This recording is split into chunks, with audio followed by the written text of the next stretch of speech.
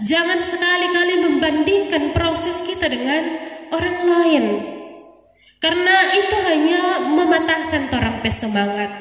Ketika orang melihat orang lain sukses, kok orang cuma begini-begini jo, akan mulai muncul iri hati dalam diri kita, dan pada akhirnya membawa orang pada kehancuran.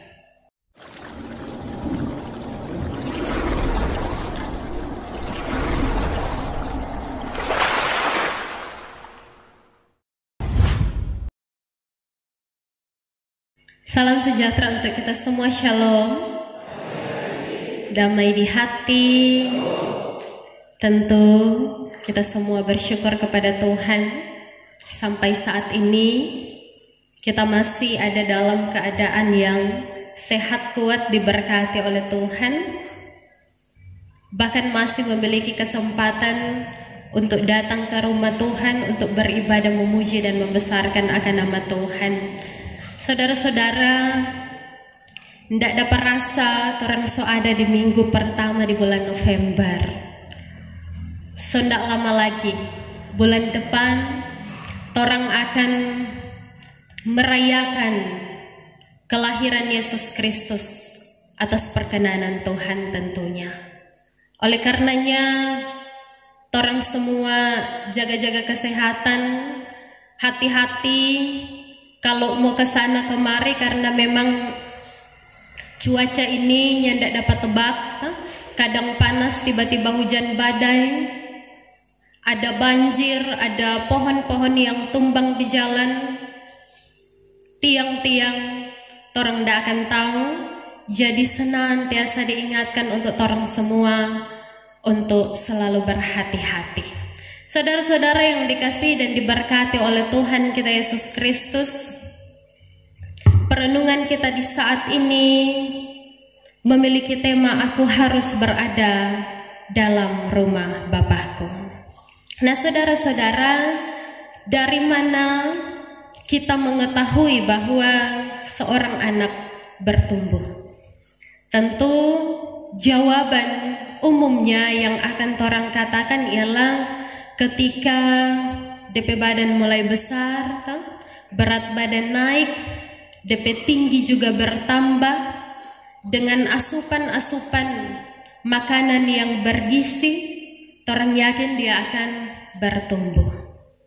Namun apakah dengan asupan yang bergizi cukup untuk pertumbuhan dan perkembangan anak-anak kita? Karena asupan tentang pendidikan iman, tentang kemandirian, tentang usaha untuk terus berjuang dalam kehidupan, dan keinginan untuk selalu mengembangkan diri itu juga penting bagi anak-anak kita. Sejak kapan orang harus memberikan asupan-asupan tersebut? Sedini mungkin, dan itu ada dalam proses yang bertahap. Oleh karenanya di saat ini mari kita belajar dari Maria dan Yusuf dalam mereka mengasuh Yesus Kristus. Saudara-saudara, dalam ajaran agama Yahudi, laki-laki dewasa diwajibkan untuk berziarah ke Yerusalem 3 kali dalam setahun untuk merayakan ibadah atau kegiatan-kegiatan agama yang besar. Tetapi untuk Yusuf dan Maria contohnya, bagi mereka yang tinggal jauh dari Yerusalem, seperti yang dikatakan tadi, 1 hari perjalanan mereka, biasanya mereka datang ke Yerusalem untuk berziarah 1 tahun sekali, dan itu dilakukan pada saat perayaan Paskah. Perlu kita ketahui bahwa perayaan Paskah yang mereka rayakan berbeda dengan perayaan Paskah yang orang rayakan sekarang, karena perayaan Paskah sekarang orang merayakan kebangkitan Yesus Kristus, sedangkan Yesus Kristus saat itu masih kecil. Jadi perayaan Paskah yang mereka lakukan saat itu ialah memperingati ketika mereka keluar dari tanah Mesir.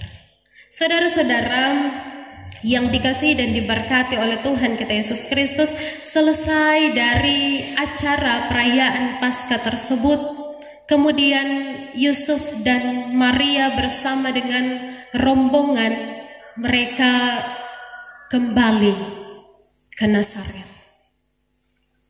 Mereka berharap bahwa Yesus ada di antara rombongan yang berjalan pulang saat itu.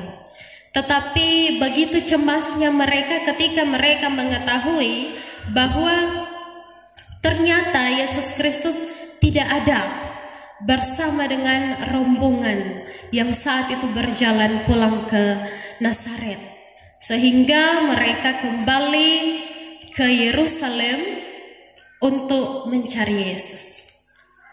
3 hari baru mereka menemukan Yesus.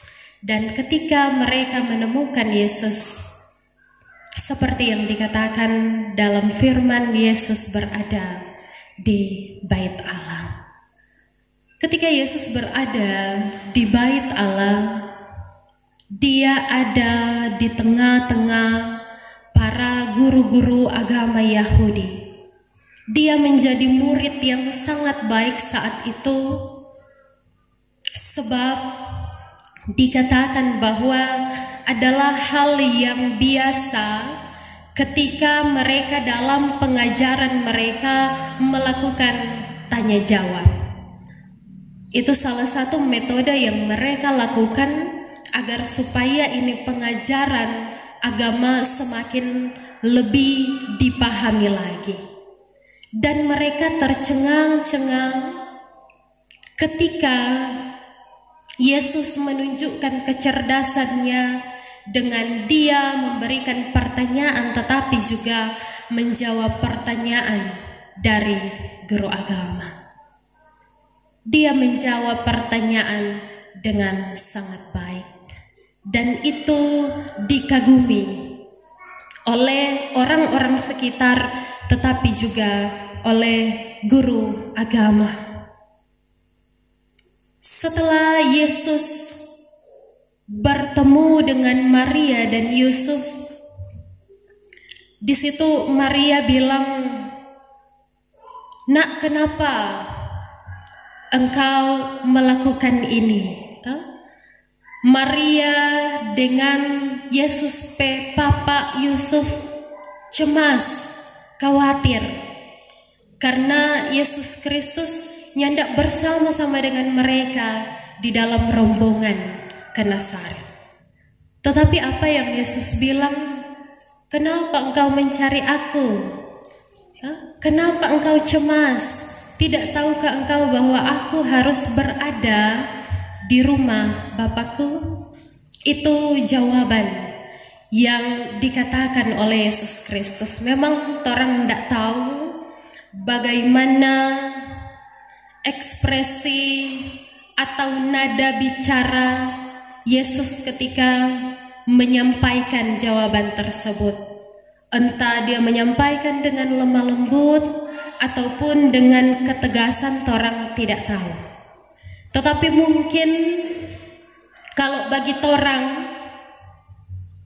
jangankan 3 hari, beberapa jam saja orang pe anak, orang ndak tahu DP keberadaan, ndak ada info apa-apa. Kong ketika orang baku dapat dengan orang pe anak, orang tanya, dari mana ngana? Kiapa ngana bikin begitu?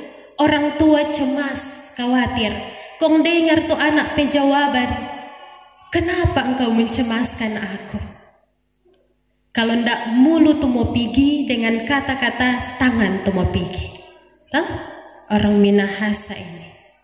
Tetapi Maria saat itu DP ekspresi tidak demikian. Dia menyimpan dalam hati apa yang dikatakan oleh Yesus. Kemudian bukan berarti jawaban yang dikatakan oleh Yesus itu karena dia tidak menghormati, tidak menghargai Maria dan Yusuf sebagai ibunya, tidak. Tetapi ini hendak menyatakan bahwa memang ada hubungan yang hakiki, ada hubungan yang sungguh antara anak manusia dengan Allah. Karena Yesus tetap patuh pada orang tuanya, Maria dan Yusuf.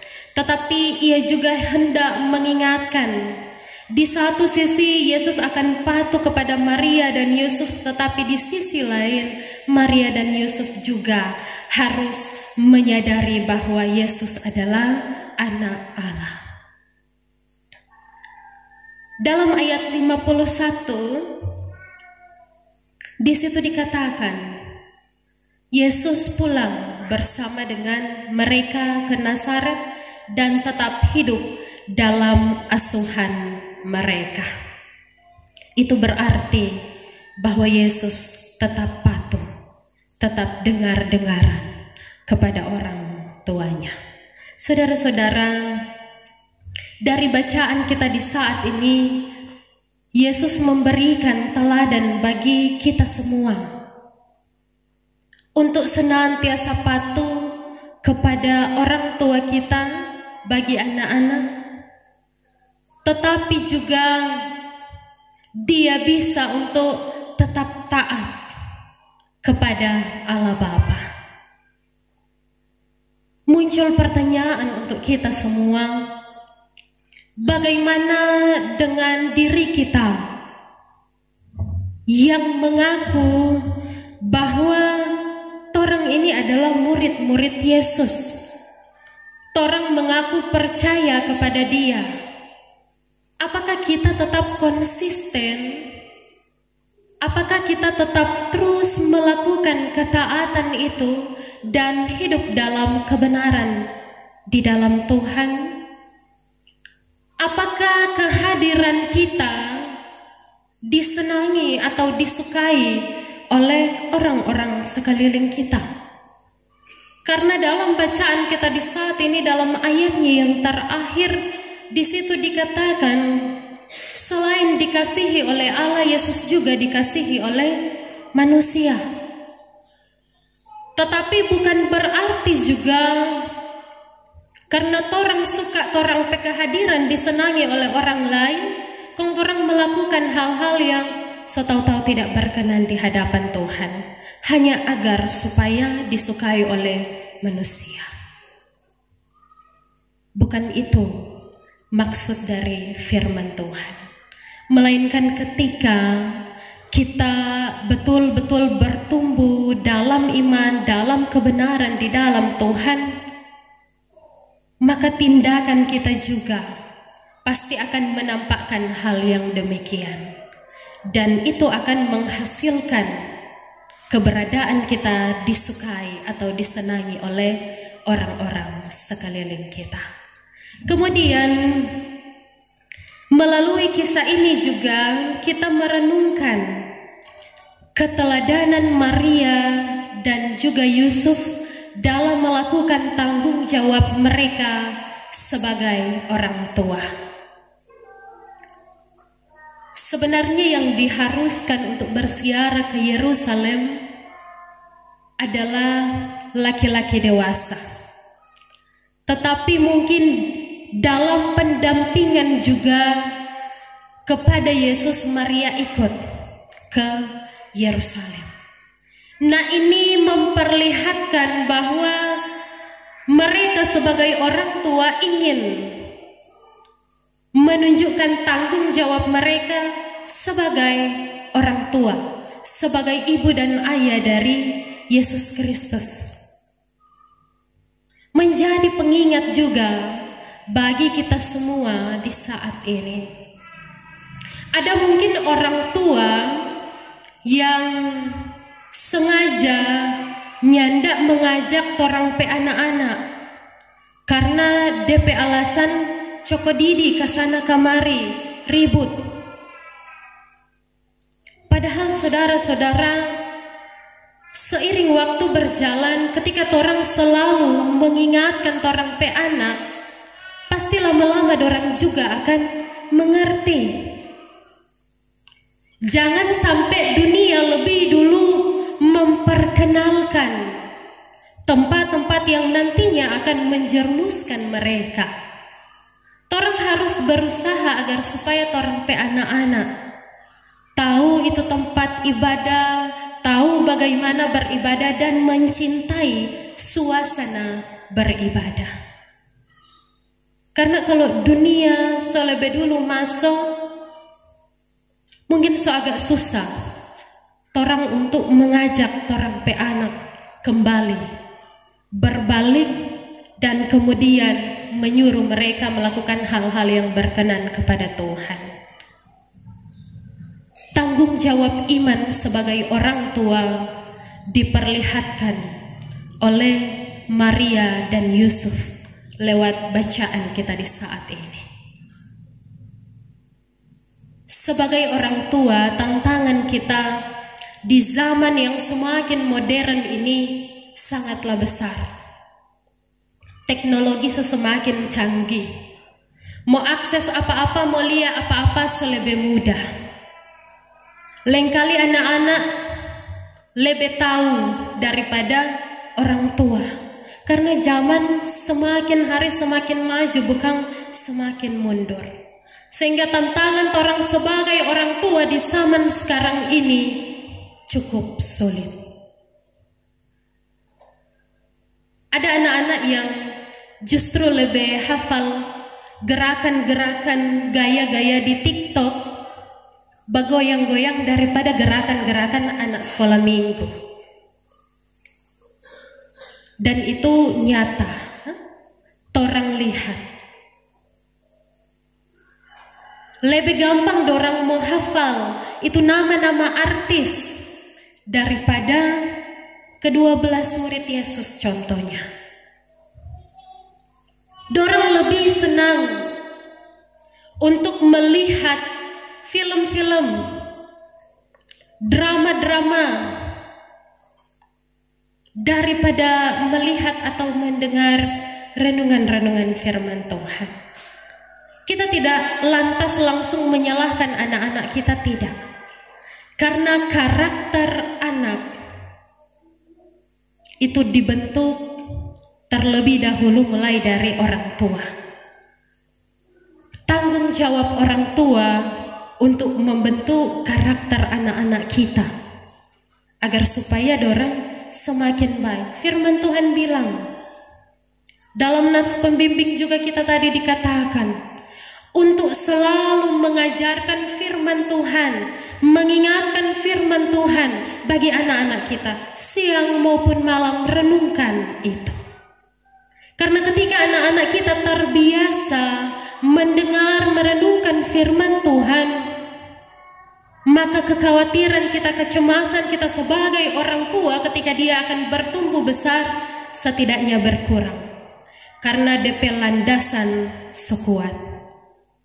Dia sudah tahu apa yang harus dia lakukan dan apa yang tidak harus dia lakukan. Torang nyanda akan tuai saat ini apa yang torang ajarkan, tetapi nanti ketika anak-anak kita dewasa, maka torang juga akan berbahagia ketika torang pe anak-anak dapat menyukakan atau mendatangkan sukacita bagi kita sebagai orang tua. Dan saudara-saudara, begitu panjang jika torang melihat proses yang dialami oleh Yesus. Bukan hanya 1 tahun, 2 tahun, tetapi berpuluh-puluh tahun Yesus dibentuk agar supaya dia betul-betul siap untuk melayani. Agar dia kemudian dapat menjadi orang yang memiliki karakter yang setia dan taat kepada Allah Bapa sampai dia mati, sampai dia menyelesaikan misinya di dunia ini. Jika kita melihat bahwa Yesus saja mengalami proses yang begitu panjang, Lantas mengapa torang sebagai umatnya tidak mau untuk diproses Tuhan? Torang lebih senang dengan hal-hal yang instan. Torang mau melayani tetapi tidak mau belajar. Torang mau sukses tetapi tidak mau berusaha. Torang mau menerima kehidupan yang kekal tetapi torang juga masih mau untuk menerima tawaran-tawaran dunia yang menyesatkan. Torang tidak bisa hidup dengan dua sisi tersebut. Di lain pihak torang taat melakukan apa yang difirmankan oleh Tuhan, tetapi dalam hal-hal tertentu torang melanggar padahal torang tahu. Oleh karenanya bersabar, bertekun dalam setiap proses yang torang alami saat ini. Proses manusia berbeda-beda, tidak ada yang sama. Jangan sekali-kali membandingkan proses kita dengan orang lain, karena itu hanya mematahkan torang pe semangat. Ketika torang melihat orang lain sukses, kok torang cuma begini-begini jo, akan mulai muncul iri hati dalam diri kita, dan pada akhirnya membawa torang pada kehancuran. Jadi mari torang semua tetap bersedia untuk taat dan setia kepada Tuhan. Tidak sia-sia ketika torang mau mengorbankan keinginan daging untuk melakukan kehendak Tuhan, karena pada akhirnya torang pasti akan memperoleh hal yang baik daripada Tuhan. Firman Tuhan bilang, ketika Yesus semakin besar, ia semakin dipenuhi oleh hikmat. Dia disenangi oleh Allah tetapi juga manusia. Maka torang juga haruslah demikian. Semakin bertumbuh dalam iman, percaya, harap torang kepada Tuhan, supaya dalam perjalanan kehidupan torang disenangi oleh orang-orang sekeliling kita, terlebih torang disenangi dan dikasihi oleh Allah. Itu semua yang menjadi tujuan torang sebagai manusia.